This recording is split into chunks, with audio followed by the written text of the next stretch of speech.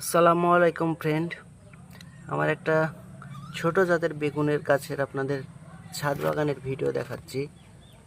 এই যে দেখুন, ছোট জাতের বেগুন, এগুলো আমরা বলে থাকি ঝুমরি বেগুন। আপনারা কি নামে ডেকে থাকেন কমেন্টে জানাবেন। এই যে ফুল এসছে একটা। এই বেগুন গাছে যে পাতাগুলো বয়স হয়ে গিয়েছে, সে পাতাগুলোকে এভাবে ভেঙে দিতে হবে এইভাবে।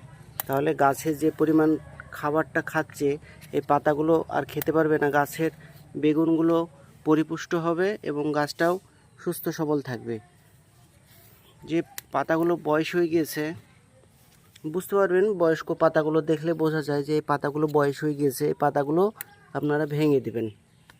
আর গাছের গোড়ায় যদি কোনো আগাছা থাকে, সেই আগাছাগুলোকে তুলে দিতে হবে। আর গাছে কোন মেডিসিন ব্যবহার করলে খুব তাড়াতাড়ি বেগুন আসবে সেগুলোকে সেটাও বলছি।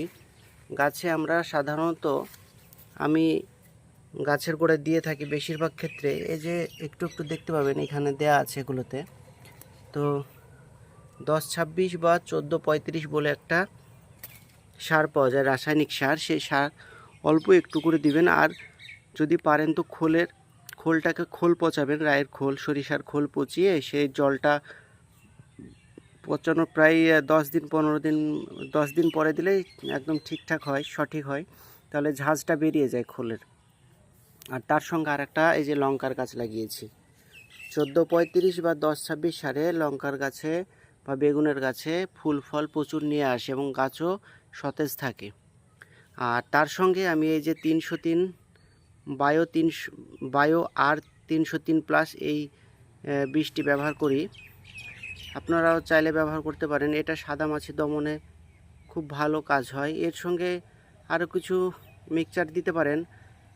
বেগুন গাছে যেমন মিরাকুলান দেওয়া যায় আরও ফুল ফল আসার জন্য। যদি কারো গাছে যদি ফুল ফল খুব কম আসে, তাহলে সেক্ষেত্রে আপনারা মিরাকুলান ব্যবহার করতে পারেন। এই যে দেখুন, খুব সুন্দর সাইজ। একটা বেগুনও পোকা লাগেনি। এই ঠোকাটায় 3টে।